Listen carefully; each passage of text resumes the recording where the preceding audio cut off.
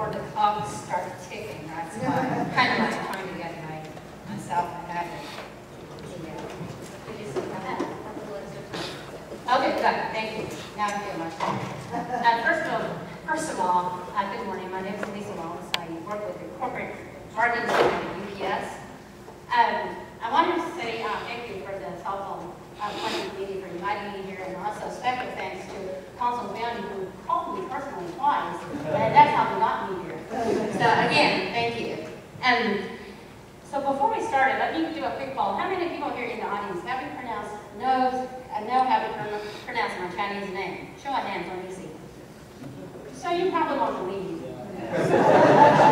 You know what I'm going to talk about. I'm going to talk about China. So if you want to stay, please. But that's my recommendation. But anyway, the title of my presentation is "No One Rules the World," which it is a commentary unto itself. Because as we take a look at the world economy today, no single nation or country is dominating the global economy anymore. And also after the financial crisis, that if you look at the developed economies, they're either showing slow growth or stagnant. Versus on the other hand, as emerging markets, and they're showing very strong growth. And we heard Dr. Lloyd talking about the growth in China and India. So we see the balance of the power shifting from west to east, and also as the emerging economies continue to invest in their infrastructure, continue stimulating their internal consumptions, as they pull out hundreds of millions out of poverty every year, and tens of millions to the middle class rank, and millions join the rich. So there's a lot of opportunities there. But throughout my presentation, I'd like to share with you my personal experience living and working in China, and also some perspective on the Chinese market. I'll work out. Okay. So I want to start my presentation with a story. Now last year, my husband and I were in China. So we decided to have the experience and take a train from Suzhou, which is right out of Shanghai, to my home city, Zhengzhou, right in the middle of China. So there's no direct train from Suzhou to Zhengzhou, the D train, faster train. So we decided we had to do a connection in Wuxi. So while we're waiting on the platform, my husband, who is an engineer by training, was trying to figure out what's the most efficient way to get on the train when it comes. So here we were, and he was looking at the tickets. On our tickets, it says our cart number was 15. And then he saw the numbers on the platform. He said, okay, now we're at 1 or 2. We need to move all the way to the end to 15. Well, I was born there. Growing up there, I know how things work there. So I said, well, it may not come in like that. Are you sure? And here's what he said, quote, "Logics work every year regardless." All right, I just don't want to keep on arguing, so I followed him, and when we got to 13, I'm like, I'm not going any further. I'm going to stop here. Guess what? When the train came, and we saw it flying by, and here it came, first cart, 15. So you can imagine what happened. And then to make matters even worse, so the train only stops for 2 minutes. So you get the rest of the story.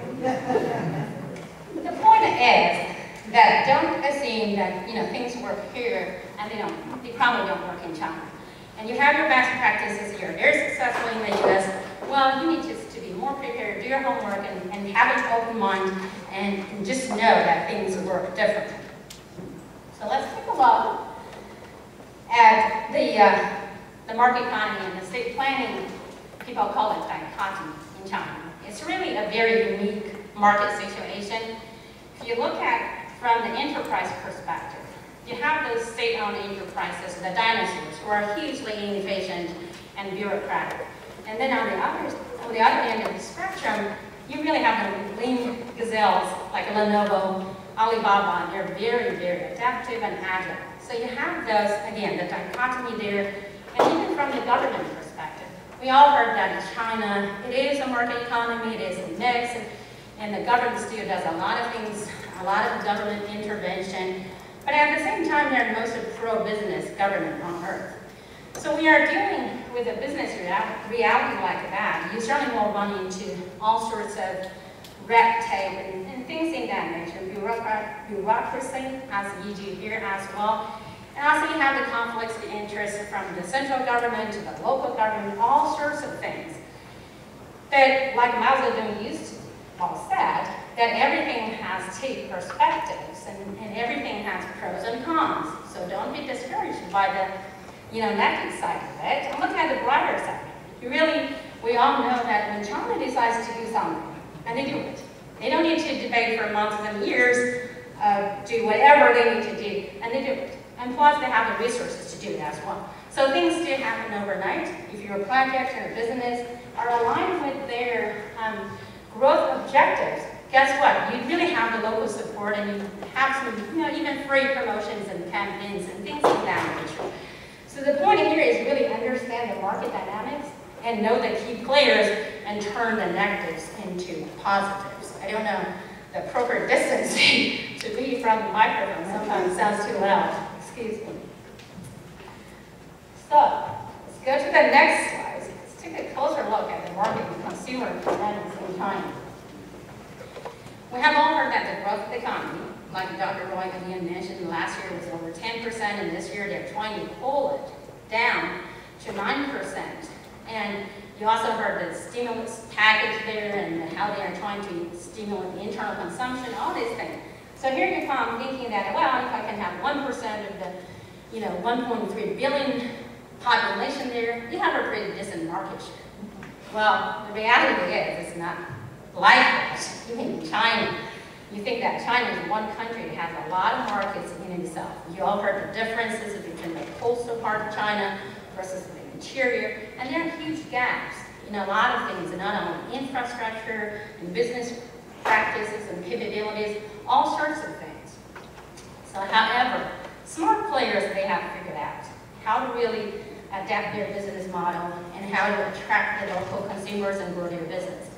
Example would be like Walmart. Walmart and Carrefour, two of them. Their strategies are distinctively different. Walmart, if you look at their stores, it's more like a suburban big store. So you have people drive there and in their BMW to buy chicken feet.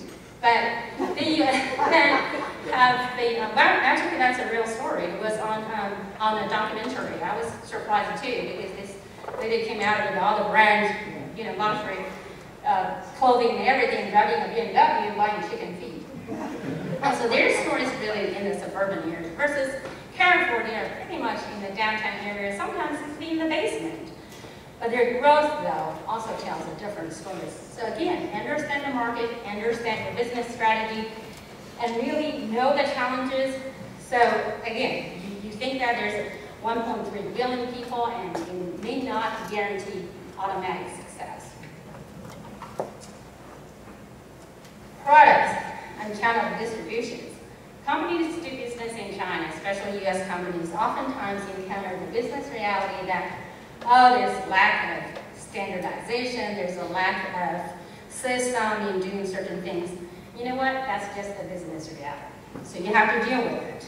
And you also have the local competitions who have all this, preferential treatment from the government, or especially if they have all these connections. In Chinese, it's called guanxi. I'm sure a lot of you have heard this term. And they have this connection.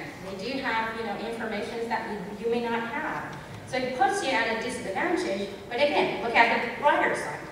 You have a high consumer demand. People there are eager to buy, eager to spend, and eager to consume.